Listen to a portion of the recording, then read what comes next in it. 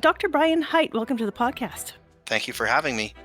So, I'm not really sure how we met on Twitter. I know that I saw an article that you posted a while ago about an immunology article in the Atlantic. And essentially, the gist of that article was that immunology is really complicated. I can't really be summarized that easily. I ended up really taking an interest in that topic. So, I asked you to be on the show. Now, I know that you have quite a lot of interests and hobbies, and we definitely want to get to that at the end of the podcast. But first, I want to talk a little bit about what it is that you do for a living. And I know that you're an immunologist at the University of Western. So I wanted to know a little bit like, what is an immunologist? Yeah, so an immunologist is a scientist who is interested in how our immune systems work.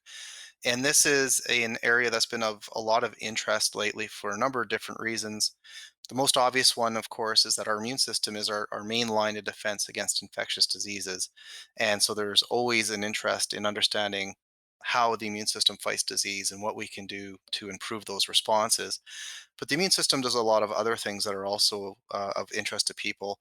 One of those is it actually can go wrong and cause disease itself. And so, for example, there's a bunch of autoimmune diseases like multiple sclerosis, where our immune systems actually attack our own bodies and cause disease in that way. And one of the more recent things that's become of interest is actually using our immune system to fight diseases like cancer, where we can basically train the immune system to attack cancer cells. And that seems to be a really promising area for treating some So, diseases. Sorry. right, that's okay. So I guess what I was wondering is, one of the things that we always see commonly in marketing and advertising is that good old phrase, "Boost your immune system," right? Which I'm sure must be annoying to someone like you. It is. That's not really a thing. One could argue if you're boosting your immune system, that would be an autoimmune disease. The immune system is very, very tightly regulated. It only sort of activates when it thinks that there's a problem. And when it responds, it tends to respond in a very overwhelming fashion. So you would never want your immune system to be sort of boosted or operating at an extra high level if it wasn't needed, because that's actually very damaging to our bodies. And that's really not what you want to have going on. Actually, when you're sick, most of the symptoms you experience aren't because of the pathogen. They're actually because of the things your immune system's doing to try to fight off the pathogen. So you don't want to boost that. Oh, okay. So when I get a cold or a flu or some sort of virus, what you're saying is the symptoms are actually a good sign in a way because it means that my body's fighting it off? I mean, it's a mixed bag. It's a good sign because you are mounting an immune response and you're fighting the disease, but it's also a sign that you're ill and that your body's under stress and pressure. So that's never, something that you want. Okay. And is it, again, I mean, of course, with the pandemic happening right now, this is a really uh, interesting time to be speaking with an immunologist. But um, you hear people say, oh, take vitamin C, take vitamin D, take all these things. And again, I think that just falls into the old boost your immune system thing, doesn't it? Yeah, the evidence that taking additional vitamins help fight disease doesn't really exist. Obviously, if you have a nutritional deficiency, then yes, vitamins can help. But generally speaking, very few people in North America or Europe would have a meaningful deficiency unless, there was something else wrong with them. So, for most people, vitamins are literally just a waste of money. You take the vitamin and a day or two later, you pee it out. Right. Okay. So the best way is just go get your blood work done. Well, and eat your veggies. Uh, and eat your veggies, right? So immunologist, the study of the immune system, would that be an apt way to describe it? That's exactly correct. Are you a medical doctor? I am not. I'm a PhD scientist. Okay, so you're a PhD scientist, you study the immune system.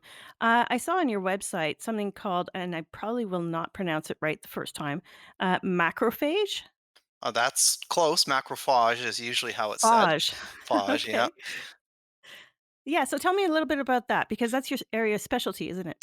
It's our major focus. So macrophage are one kind of immune cell. So there's lots of different immune cells, and they all have specialized jobs when it comes to fighting disease and also keeping our bodies running normally when we're not sick. And so macrophage, their name actually kind of gives away what their role is. So macro means big and phage means eater. So they basically run around eating stuff. So they'll gobble up a bacteria if they see a bacteria. Um, every day our bodies turn over a lot of cells, and the macrophages are one of the major immune cells that help to get rid of the cells that we don't need anymore. They'll just eat them and sort of recycle the contents. But they're also really important when it comes to infectious diseases because they tend to be the first cell or one of the first cells that sees the pathogen.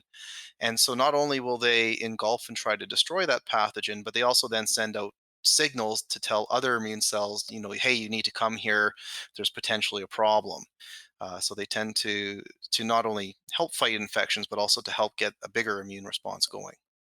Now, is everybody born with macrophages? Yes, we are. They're actually some of the very first immune cells that form in our bodies, and they're always there from birth to death. Uh, they're constantly made. Some of them are made in our bone marrow. Some of them just grow on their own in our tissues, and they're there. Yeah, like I said, from birth to death. Okay. So it's the first cell that sees the pathogen. What's do they also fight the pathogen or they just send the signal? They fight it. So what they'll do is they'll do what we call phagocytosis, which just means they eat the pathogen. So they'll engulf it and they'll pull it into their cell.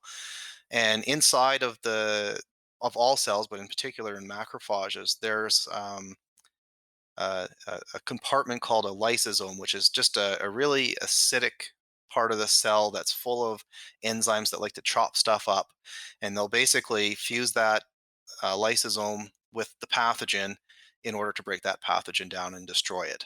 So they can kill the pathogen and they can also activate the immune response afterwards.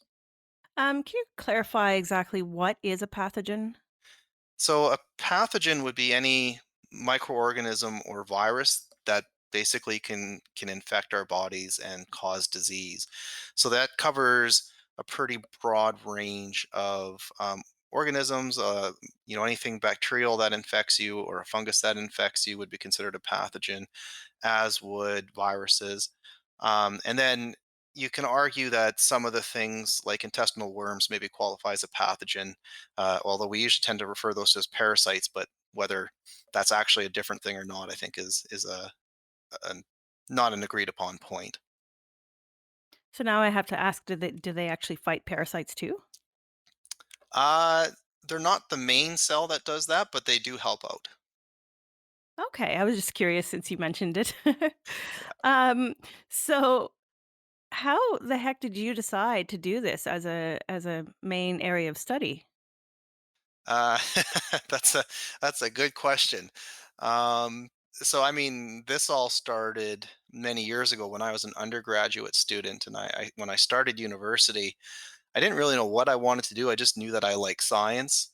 And so my first year, I took physics and chemistry and biology, and after that, I was done with physics and chemistry.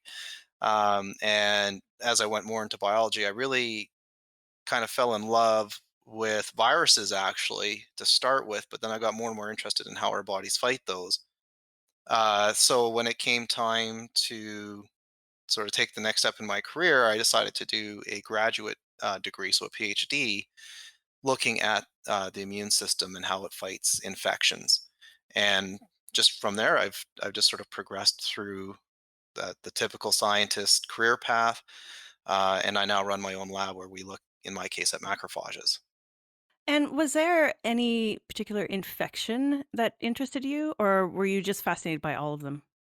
Yeah, I don't think there's a particular infection that I've really focused on or been fascinated with. We actually tend to look at it from sort of the other direction. A lot of times we have questions of how immune cells work, and a good way to figure out how an immune cell works is to find a pathogen that has a way to break that part of the immune system.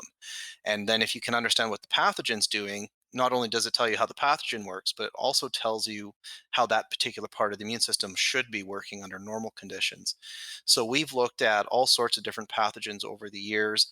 Staph aureus, which is common and pretty serious bacterial infection, to HIV, to Ebola. We're working on COVID-19 now, just because these things happen to fit into our interest in how the immune system works. And by understanding what the pathogen does, we can also kind of pick apart how the immune system's functioning. So that leads me to wanting to know if you've worked with rabies. No, not with rabies. Closest I've had to that is we've had rabid animals running around from time to time near where I live, but never actually worked with it. Because that would be a pathogen that would, bypass the or not be how does it work? Is it not detected or is it just, like, completely bypassed? Well, it depends on the pathogen. So basically, to be a pathogen, one thing that any organism would have to have is a way to overcome the immune system in some way, shape, or form. And the ways that pathogens do it is as various as there are pathogens out there. Each pathogen has its own set of tools that it uses. So there are some that can sort of turn off the proteins that our bodies use to normally detect pathogens, or to they'll modify themselves so that the the proteins that we use to detect pathogens can no longer bind to them. But a lot of them are much more active than that, and they'll actually infect the immune cells and mess up something inside of that immune cell to keep it from functioning the way it should. Can you give me an example of, of a pathogen that actually does that? Sure. So, a good example, classic example, is tuberculosis, which is a bacteria, and its preferred cell that it likes to live in are actually macrophages. So the very immune cell that normally is tasked with killing bacteria is the cell type that this bacteria specializes in growing in and infecting. And basically, what it does, I mentioned a few minutes ago that normally when a macrophage eats a bacteria, it'll fuse that lysosome to the bacteria to kill it. So tuberculosis can secrete some toxins into the macrophage that just prevent that from happening. And so now the macrophage has taken in the bacteria, but it can no longer deliver that lethal payload to kill it. And so now the bacteria can basically feast on that macrophage and grow, and there's not much that the macrophage can do about it. I'm just sitting here with an open mouth because I have no idea what to say next. That is wild. So how do we get rid of tuberculosis? I don't know a lot about it. It's hard. Unfortunately, it's actually remains a very serious scourge globally. Um, it generally requires fairly long courses of antibiotic treatment. Unfortunately, there's a lot of antibiotic resistant strains out there. There is a vaccine for it, the BCG vaccine, sorry, which unfortunately only works against some strains, so it doesn't always protect people that well. But it's a hard disease to fight, essentially. So, the standard treatment is several months of some pretty potent antibiotics. Okay, so then the next question would be, is there a way to genetically modify or to somehow, I don't know, can you can you create a new form or an artificial form of microphage that tuberculosis would not recognize or something? It might be possible, but I think the ethics of putting a genetically modified macrophage back into a patient might be a bit of a tough nut to crack. But what people are trying to do that's maybe a little bit less challenging is they're actually trying not to target the bacteria, but actually to target the macrophage, and essentially trying to turn off the proteins that those toxins are attacking, in the hopes that if you can keep the macrophage, or if you can keep the bacteria from affecting that part of the macrophage, maybe the rest of the macrophage will work properly and clear the bacteria. So that's, not in the clinic, but it's an approach that some groups are working on. People are always looking for new antibiotics or better vaccines as well to try and prevent diseases like that. Um, but the only spot you see people seriously trying to genetically engineer immune cells is when it comes to cancer treatment. And I think that's mostly because in a lot of cases, there isn't really many other options for those patients. So the sort of level of acceptable risk is maybe a little bit higher than it would be for something like tuberculosis, which usually with antibiotics you can treat. Okay, yeah, I think what I was actually thinking when I was asking that question is can it be like stem cells where they take, new ones and they treat things like I think MS right now is being treated with a complete overhaul of the immune system? So that's a little bit different. So yeah, so that's an approach like that probably would not work for an infectious disease because when you have an infectious disease, the problem is the pathogen has a way of sort of overcoming the immune system, so sort of resetting the immune system, so to speak, if anything would actually cause problems because now you've got a period of time where the patient's immune system is sort of been broken and you're waiting for it to grow back and you've just left them unprotected, right? With multiple sclerosis, they've done a few. I'm not sure if they've done it deliberately, but there's been a few people who've essentially been cured because they've had to undergo a bone marrow transplant because of a cancer treatment or something like that. So basically, they've had their immune system wiped out and then replaced with sort of fresh stem cells. And when their immune system grows back after that, the cells that were attacking that patient's brain and causing multiple sclerosis are now gone. And sort of the reset immune cells, the new immune cells, don't have that activity anymore. So it's a very different thing because there you're trying to get rid of immune cells that are bad for you, essentially. Whereas in the case of a pathogen, the problem is more that the pathogen has manipulated that immune cell. But simply replacing the immune cells is just going to give the pathogen more food, essentially, rather than getting rid of the pathogen. Right, of course, that completely makes sense now. This is why you're also a professor, aren't you? Yep. Yeah. What do you teach? I'm curious. What classes? So the main thing I teach actually is a microbiology lab course. So we teach students a lot of basic microbiology techniques as well as microbiology techniques that are commonly used in medical practice, in research, and in industry.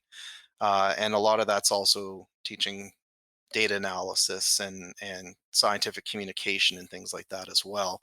I used to teach in an immunology course as well, but um, in our department, you try to share the teaching load evenly, so other people kind of took over my role in that course when I took on this microbiology lab course. Okay. What's something about the immune system that you just wish would be more popular? Like something that's just completely either misunderstood or, like what would you recommend as something that should be more widespread? I mean, vaccines. That's an easy one. It's astounding how much misinformation there is out there about vaccinations and how safe they are and how well they work and things like that. And I wish that was something that was better appreciated by the general public. I think a lot of harm has come from that, and it's something we really need to sort of turn around and head in the opposite direction on. Where do you think the scientific or medical community is really dropping the ball when it comes to communicating about vaccines?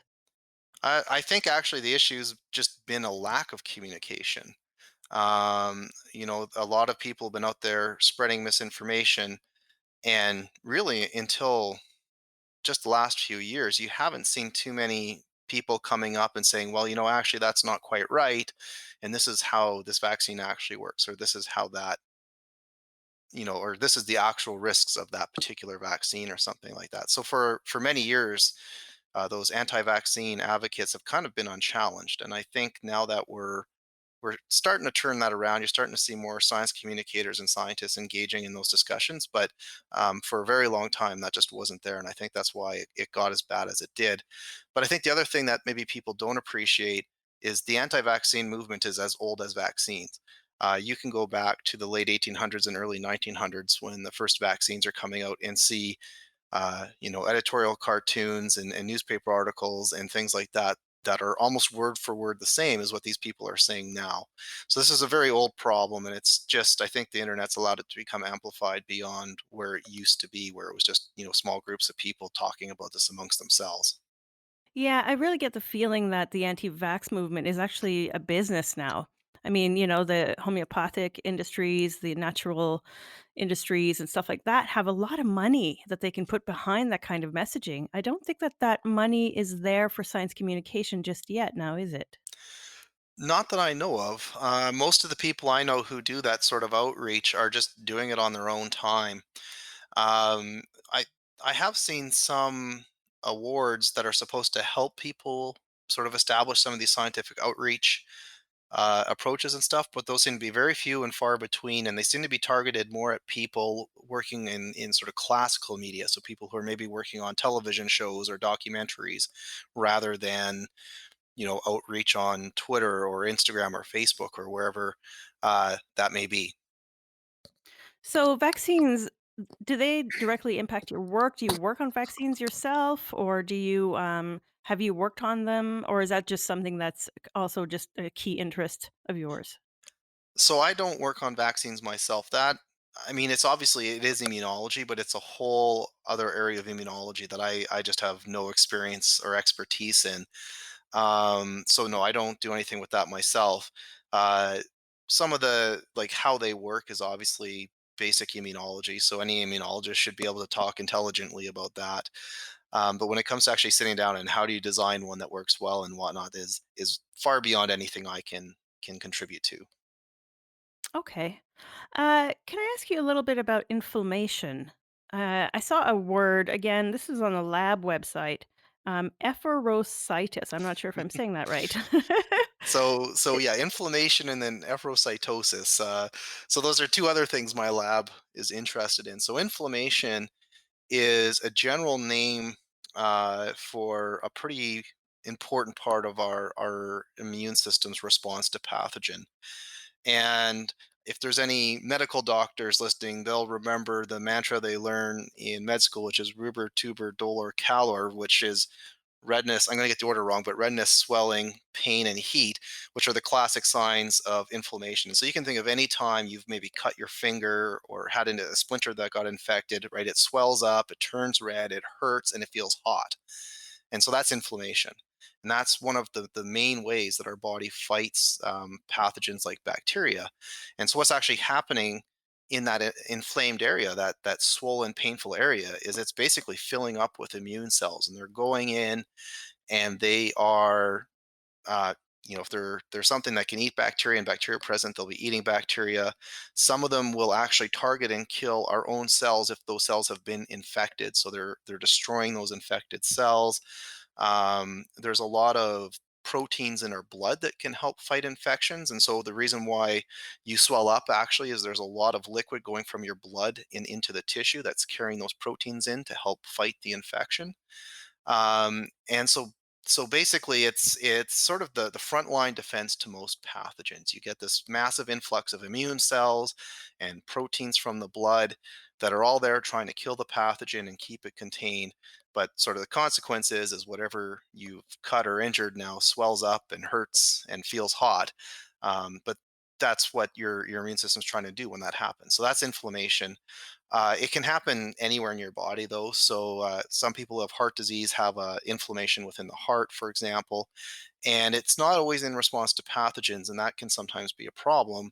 And so, for example, one thing my lab is interested in is actually inflammation in the heart causing what's called atherosclerosis, which is why we worry about cholesterol in our diet. So this is this disease where you get cholesterol buildup in the heart, and a lot of the damage and the things that occur in there is actually because of inflammation in those cholesterol buildups, accumulations. So that's inflammation. And then the other word you had was erythrocytosis. So that translates to mean to bring to the grave. And what that is actually, I think I mentioned this way ago at the beginning, but one of the things our immune cells do is they actually help to remove cells that our bodies don't need anymore. And so our bodies, if they don't need a cell anymore, they actually tell that cell, hey, you need to die and get out of the way. And that cell will deliberately disassemble itself. And erythrocytosis is the name for what happens when a cell like a macrophage comes along and then removes that dying cell so that it clears it out of the tissue. And so that's very important for our body's function. We turn over about 100 billion cells a day, and they all need to be removed in a way that keeps the tissues healthy. And that's through that that erythrocytosis process. And there's a lot of diseases that occur because that process breaks down. And now instead of those cells being cleared, they just basically break open and fall apart. And that actually causes inflammation. So there's some inflammatory diseases that are essentially caused because your body stops clearing those dying cells. And now all those cells that should be cleared just explode, and then they cause inflammation, and then the tissue gets damaged because inflammation doesn't just damage pathogens, it damages everything, including the tissue that's becoming inflamed. And you can imagine that's a pretty vicious circle if you start doing that, because now you're damaging cells but they don't get cleared, so you get more inflammation, so you get more damage, and it's a circle that just keeps on going. Wow. Um, I have a million questions. I'm trying to get through all of them in my head and trying to pick the right one because to be honest, just listening to that, honestly, first of all, I have to say, you're obviously very passionate about this topic. And 2, you're making me super excited about it. So I feel lucky right now to be able to speak to you directly and ask you questions directly like a 5-year-old kid asking why the sky is blue. Um, so I just had to get that out of the way. Uh, does the immune system have some sort of like a puppet master? Like, how is it controlled or how does it work? Like, does the brain operate parts of it? How exactly, you know? Well, that's the million-dollar question, and that's what most immunologists spend their time trying to figure out, is how is the whole thing controlled? And there isn't really a central control system, so to speak. And actually, who controls immune responses can change over time. So when you first have an infection, the cells that are really controlling everything, sorry, excuse me, the cells that are really controlling things are cells like macrophages, what we call innate immune cells. And so, what innate immune cells do is they recognize pathogens through sort of chemical signatures that are common among many, many different pathogens. So, it's a very sort of non-specific response. They just know there's a bacteria present or there's a virus present. They don't really know more than that. But they can still trigger inflammation and other aspects of immunity to begin trying to attack and control that pathogen. But one other thing that they will do is, as they're eating and breaking down those pathogens, is they'll run off to another type of immune cell called a T cell. And T cells are really a crazy cell. It's unbelievable that these things exist. They so all of the innate immune cells I just mentioned, they all work through proteins that detect bacteria that are encoded in our genome, right? These are proteins that have evolved over millions of years to recognize pathogens. T cells don't do that. T cells actually basically slice up their DNA and randomly reassemble parts of it to form a unique receptor. And the T cell has no idea what that recognizes. It just knows it made a unique receptor. But what can happen is, of course, maybe that recognizes a pathogen. And so what happens, after one of our innate immune cells eats and breaks up a pathogen, it runs off to a T cell and it starts showing it pieces of that pathogen and being like, do you recognize this? Do you recognize this? How about this piece? Right. And it just keeps showing these to multiple different T cells. And if it finds a T cell that can recognize that pathogen fragment, what we would call an antigen, it'll activate that T cell. And that T cell will begin to grow and divide and make millions of copies of itself. And it becomes what we call a T helper cell. And it's kind of a not the best name for it, because those helper cells are really what then dictate the rest of the immune response. So they're the cells that will start telling antibody producing cells to make antibodies if an antibody would potentially be useful in that infection. They can increase or dampen the inflammation or change. There's more than one kind of inflammation, so they can maybe change the inflammation to something that might be a little bit better for fighting that particular pathogen.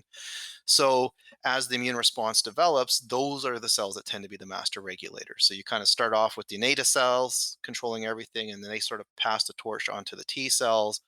And there is a role for the nervous system, for the brain as well, in inflammation and immunity, but that's not as well understood, and it doesn't look like that's necessarily something that's controlling an immune response. It's more of, sometimes your brain needs to know that these things are going on, and it's a way to for the brain to talk to the immune system and vice versa when these things are going on. So yeah, T cells, that's something that really comes up often, whether it's in movies or TV or whatever. When a patient has cancer, you hear stuff like blah, blah, blah T cells, or when they have HIV or whatever. It seems to be the common term in pop culture, let's say. Um, so is it, I still don't feel like I know enough about T cells though, but is there really like, what's the role of T cells in like cancer, for example? So that's a huge topic. I'll try and keep it simple. One thing I glossed over is there's actually two kinds of T cells. So the kind I just mentioned are the helper T cells, sort of the master regulators. They can actually turn on a different kind of immune cell called a cytotoxic T cell, and this is a cell that will then go to the site of infection and actually look for cells that have been infected and will then kill those cells. And so when we're talking about cancer, it's those cytotoxic T cells that we're really interested in because if you can teach those ones to attack cancer, then you can start to kill tumors. So when it comes to cancer, obviously that's what we want to happen, and it does happen sometimes, right? Sometimes people will spontaneously clear their cancer. Excuse excuse me, sorry about that. And when they spontaneously clear their cancer, usually that's because they've developed some of these cytotoxic T cells that are very effective at targeting the tumor, and they go in and they wipe out the tumor. But of course, cancer sort of fights back, and one thing that's maybe not appreciated among people who don't work in the medical fields is actually cancers manipulate the immune system to help themselves grow. And one of the things they do is they manipulate those helper T cells I mentioned earlier to actually try and turn those helper T cells into a type of T cell that's going to turn off the immune system. They're going to try and keep those cytotoxic T cells from going in and killing the tumor, or keep too much inflammation from happening inside of the tumor because too much inflammation can kill a tumor. So it's a very complex area of science, the immunology of cancer, because our immune system can recognize and kill cancer, but successful cancers find ways around the immune system. And it's always this sort of give and take between those two. And when it comes to trying to harness that in the clinic, obviously we're really trying to push the immune system to target and kill the cancer, or at the very least, find ways to sort of turn off some of the ways that cancer can use to prevent the immune system from targeting the cancer. Yeah, there's actually a book called The Emperor of All Maladies that about cancer. It's I think one of the highest um, recommended books anyways about that. I haven't read it yet, but I was curious because I really want to learn more about the immune system, about cancer. Are there any kind of more pop culture books that you would recommend for somebody who's curious about the immune system, about pathogens and viruses and all that stuff? I'm sure there is, but I don't know offhand any good examples. Um, as you can imagine, a lot of the books on the immune system that I tend to gravitate towards are more orientated at scientists than at a more public audience. But yeah, I'm sure there's some good ones out there. There certainly that article by, I think it was Ed Young in the Atlantic that you mentioned at the beginning, is an excellent place to start. He did an exceptional job for such a relatively short article of explaining the immune system. That's one of the reasons I tweeted it, because I've seen so many people try and fail to explain the immune system in the way that he did, and yet he did such a good job. I was really impressed by that article. So that's why I was tweeting that out when that article was first published. Is that something that you've considered? Have you thought about writing for pop culture? I don't think I'm that good of a writer, to be honest with you. I mean, I write scientific papers as part of my job, and that's a very odd way of writing. It's unfortunately very dense and hard for other people to read, and I don't think that lends too well to necessarily writing well for a public audience. So I've never really thought about doing that myself. It's funny because I find that you're a very good explainer. So I was like, "Oh, well, maybe you could hire a ghostwriter and and get somebody to just well, listen to you talk about it."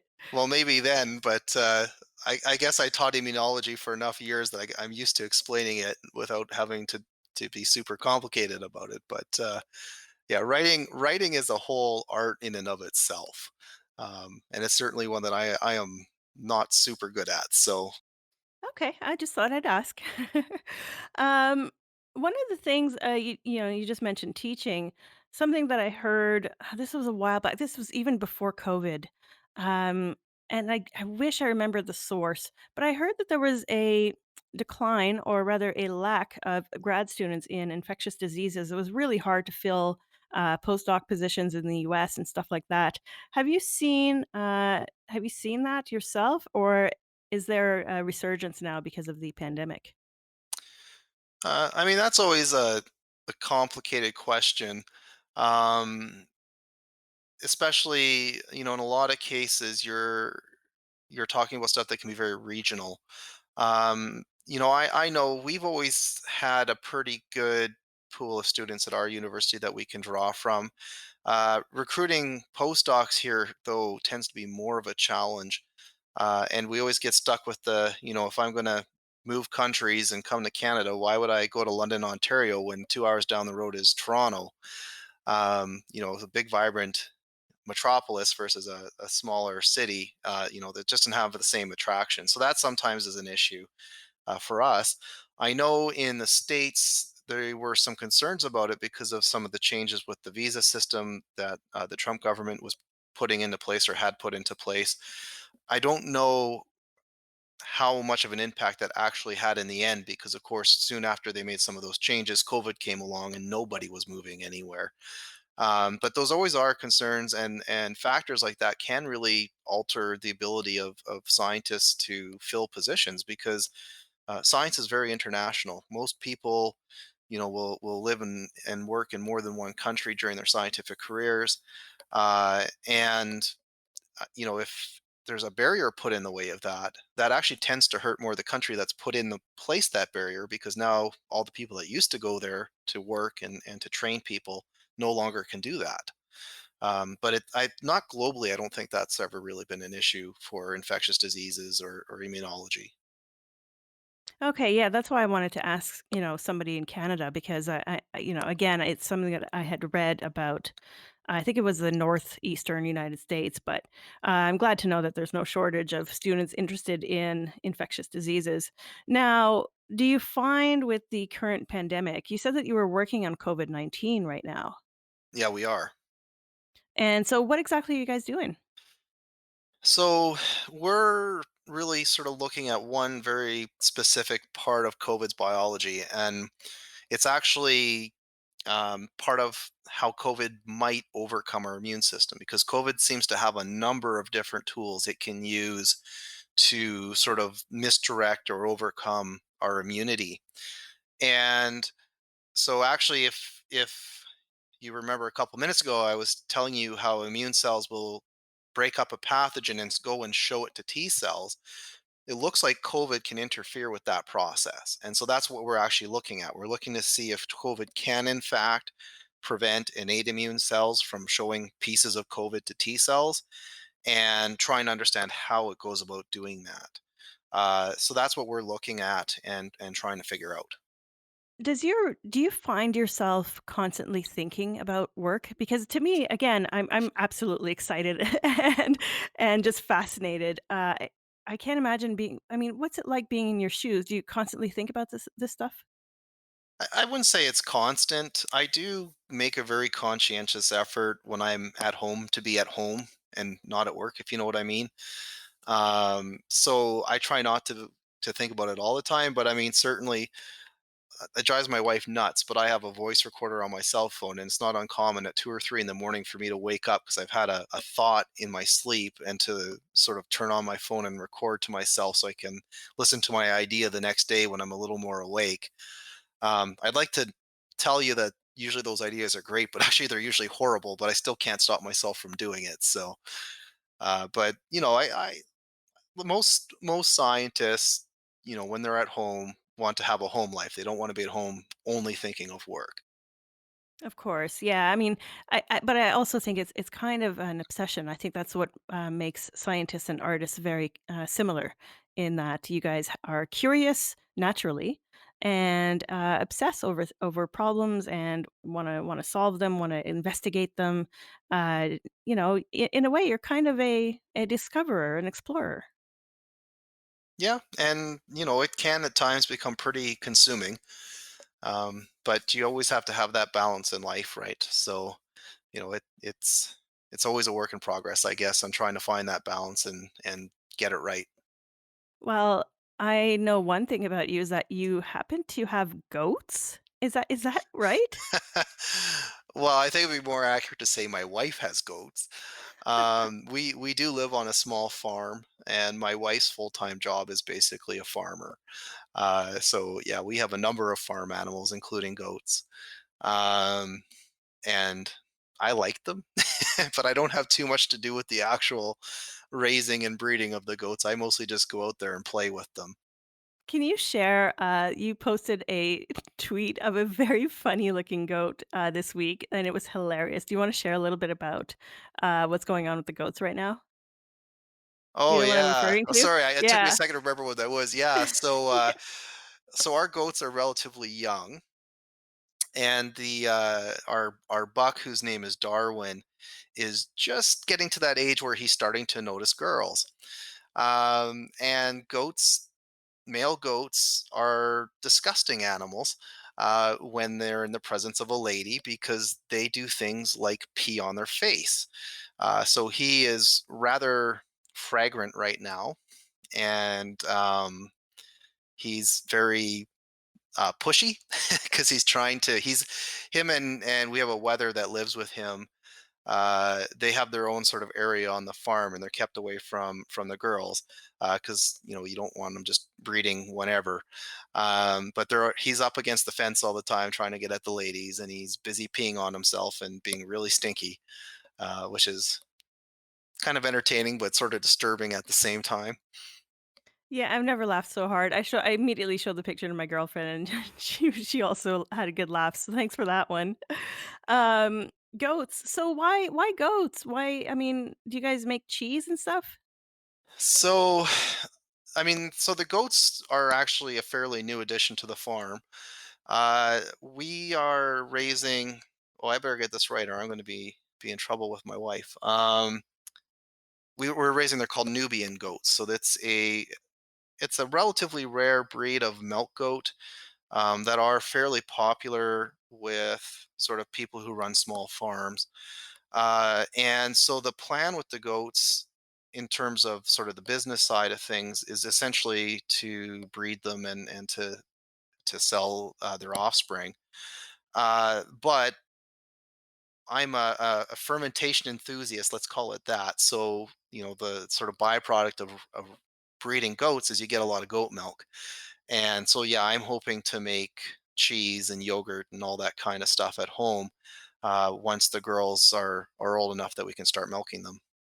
Okay, yeah. So here's the thing, because this leads us into the minute you said fermentation, I have to talk about the beer. Um, because here's the thing, I actually don't drink alcohol. My body just does not tolerate it. I used to, and then it started making me sick. So unfortunately, I'm not a beer drinker. But I guess you are if you're making beer. Yeah, so I've been brewing beer at home for 23 or 24 years now. It's been a long-term hobby of mine. Um, Most of the beer I drink, we make, and I don't know what else to tell you about it other than that. It's a Well, why relaxing don't you? hobby, I Because guess. Yeah, see, I don't know anything about beer. So, I guess the thing I'm curious about is that something that's easy to do at home? And if so, what's the typical process? Or like, do you have like a special recipe? I mean, it can be as easy or as hard as you want it to be. I think that's one of the attractions of the hobby. Um, Up until a few years ago, I had what was basically a miniature version of the sort of thing you would see if you went to a commercial brewery. So, very complicated, lots of bells and whistles, took a long time to brew beer, but it was a great way to spend a Saturday. I have a 5-year-old son now, so when he came along, that had to go because the idea of taking a whole day to brew beer it just wasn't viable anymore. And so there's other ways you can brew beer where you can greatly accelerate the process and simplify it and finish it in a few hours. And so that's the way that I brew now. I don't know how deep you want me to go into the details here, but it's sort of a choose your own adventure. Uh, Sort of the quickest, easiest, simplest end, you can literally buy kits that are essentially pre-made but unfermented beer. You put it in a bucket, dump in some yeast, and 2 weeks later you got beer. And on the other extreme, I mean, there are people who malt their own grain and grow their own hops and all of that kind of stuff, and literally start from scratch and do the whole thing. I mean, those people are insane, but there are people out there that do it. So, and then obviously between those two extremes are a whole range of different ways you can go about brewing beer. So you mentioned to me that you've done podcasts where you talked about the microbiology of beer. What's so fascinating about the microbiology of beer? So I'm I come from a microbiology background, so my answer would be all of it. But really, so one part of brewing that I've always been interested in, and that I have some fair amount of experience with, is brewing with sort of wild microorganisms. So instead of using yeast strains that have been used in breweries for decades, if not centuries, you instead capture yeast from the environment and ferment with that. And a lot of those microorganisms are very unique. They do different things than what conventional brewers yeast would do. Produce unique flavors, and can ferment some stuff that maybe brewers yeast can't.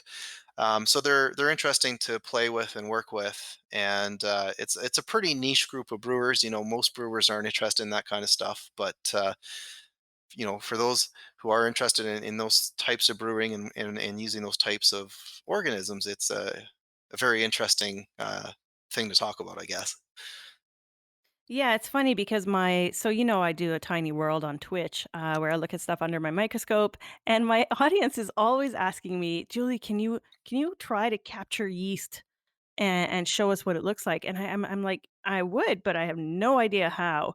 What's the quickest, easiest way to capture yeast from the environment? From the environment. Oh, I was going to say the easiest way is you open up the little jar of Fleischmann's yeast in your pantry and just put a little bit in water and then put that on a slide. No. Uh, that would be the easiest way. I mean, from the environment, this is going to sound a little crazy, but actually, the easiest thing to do is grate a little bit of potato into a pot of water and boil it, and then strain out the potato bits and add some table sugar to that, to the liquid, and bring it to a boil again. Put it in a jar and put it somewhere where some house flies or bees or wasps are likely to fall in. And probably, well, if you're lucky, in a week or two you'll have some wild yeast growing, and if you're unlucky, in a week or two you'll have a giant ball of mold. But that's maybe one of the easier ways about going about doing it. When we do it for brewing, we use maybe a few more tools than that to improve our odds. But essentially, that's what we're doing. It's a bit of food that yeast are going to want to eat, and you put it somewhere that there's a chance you're going to have yeast fall into it, and away you go. Yeah, that's not too complicated. And I mean, worst comes to worst, the mold is going to be beautiful under the microscope too. So there's that bonus. Yeah. Uh, so are you experimenting a lot to find the right kind of, um, I don't know, the right measurements or the right amounts or whatever? Like, are you constantly experimenting or do you have your own like set recipes now? So I've been brewing long enough that I just sort of make up recipes on a whim, and I basically know what I'm going to get out at the end. So yeah, I've almost never brew the same recipe twice. That's boring. The thing that attracted me to brewing early on was the ability to explore and try styles of beer that I didn't have access to, and that's still sort of an interest today. And whether it's brewing a recipe, or sorry, brewing a style of beer I don't have access to, or something that's maybe hard to find, or sometimes it's just trying out a new ingredient to see what it tastes like in a beer. That's what keeps a lot of my interest up these days. And what about beer names? Like naming the beers. Yeah, do you name your beers? I used to. I've gotten lazy on that front now, though. Now I usually just call them what they are. It's like summer IPA or yeah. Huh. So other than goat keeping, beer brewing, what else are you up to? So I keep bees. That's my one contribution to our farm. I have a couple of beehives out in the back. So that's something I actually enjoy quite a bit more than I expected. I've only been doing it for a few years, and it's become something I actually find very enjoyable. Yeah, it's interesting because my partner and I are pretty much planning on moving to the East Coast, to get a decent sized property. And that's one of the things that really starting to take an interest. It's beekeeping.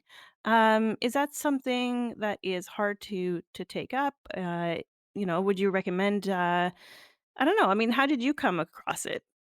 So, I mean, I think it's a very easy hobby to pick up on. It's also something very easy to become sort of all-consuming as well.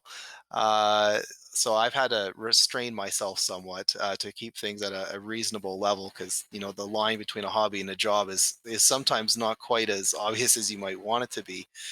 Um, it's in my case my interest in it was just sort of I saw some beehives while driving home from work one day just after we had moved to the farm, and I was sort of thinking to myself, hey, I wonder if I could do that. And I started watching some YouTube videos and reading some articles and stuff on it, and pretty quickly learned that at least at a when it comes to small scale beekeeping, it's not that hard, and really doesn't require too much equipment or expertise.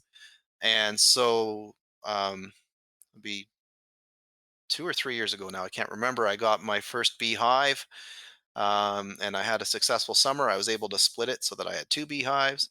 The next year, I grew out to four, and now that's basically what I operate at. I have a fifth hive that's sort of used to raise new queens if I need new queens, but I don't process honey from that or anything. So I have sort of four working hives, and the level of sort of involvement and difficulty is also sort of you can pick it yourself. So you can buy, pre-assembled, ready to roll beekeeping equipment, or you can buy stuff that's sort of disassembled and you have to put it together. So, you know, fairly basic carpentry skills. You need to be able to, hammer a nail and use some glue and paint things. Right down to I don't do this, but some people will make all of their equipment from scratch. So they'll cut all the lumber to the right size and then cut out all the finger joints and all those other parts and put it all together. So, it's a hobby where you can kind of pick the level of effort you want to put into it and the size of the operation that you want, and you can build to whatever you want it to be. And I don't know, I just find it very relaxing to go out and open up a hive. And you always have to inspect hives to make sure the bees are healthy and that the queen's laying eggs and all of that kind of stuff. And to go spend an afternoon in the sun checking out your hives to see how all the bees are doing is actually a pretty relaxing way to spend an afternoon. Yeah, I mean, really, you have beehives and goats and farm, and you're really close to nature, aren't you? You and your wife. Yep. Yeah, we enjoy living in the countryside and having all these different things going on around us. And one thing we really enjoy about our property actually is 2/3 of it is forest, which is another reason why we got goats because they can live in the forest. They love the forest, but it's also nice for us because we can go back into that area, and there's all kinds of neat plants. We've got raspberry bushes back there galore, so we get fresh raspberries all the time. Sometimes you'll see deer back in there. I mean, it's really a nice environment for us. Yeah, well, there's something to be said about living kind of closer to nature and, relaxing. I mean, that's one of the things for myself personally, is I want to get out of Ottawa, out of the city kind of life. Uh, let's wrap this around back to the start then. Does being out in nature, does that impact the immune system in any way? It does actually. So anytime we're stressed, some of the hormones our bodies produce actually do affect the way that the immune system functions. And it can be good and bad, kind of depending on circumstances, but any sort of long term persistent stress tends to eventually suppress the immune system. So, whether it's spending time outdoors or reading or relaxing, if you're living a higher stress lifestyle, finding those things can actually be somewhat beneficial in terms of keeping your immune system operating properly. And I think we've all experienced, going through a really stressful period and then getting sick right after. And oftentimes that's because of that stress associated immunosuppression. Hmm. And you quickly mentioned when earlier when we were talking, eat your veggies. Uh, so I'm assuming that that also is very beneficial. I think eating your veggies, eating your fruits and veggies. Um, I guess that would be another way for people to take better care of themselves, eh? Yeah, I mean, good diet's always a good decision, right? Uh, it obviously obesity is a problem, and it sounds strange, but actually, a lot of the problems that come from obesity are the immune system's fault. So, Hmm, anytime you're eating a diet that helps to limit some of those types of issues, you're going to have a better health overall and a better functioning immune system as well. nice. Well, Dr. Height, listen, it's been absolutely amazing speaking with you. I feel very privileged to have had the chance to pick your brain and to really get to know more about you as well, as not just the immunologist, but also the person with a lot of hobbies. uh, so it's been a lot of fun. I just wanted to say thank you for coming on the show. Well, thank you for inviting me. I enjoyed my time. Good. All right. Well, listen, take care. And what's your Twitter account so that people can follow you? It's at Bryan Heit, so Bryanheit. Wonderful. All right. So we'll share that on the link for the podcast as well. And thanks again. Thank you.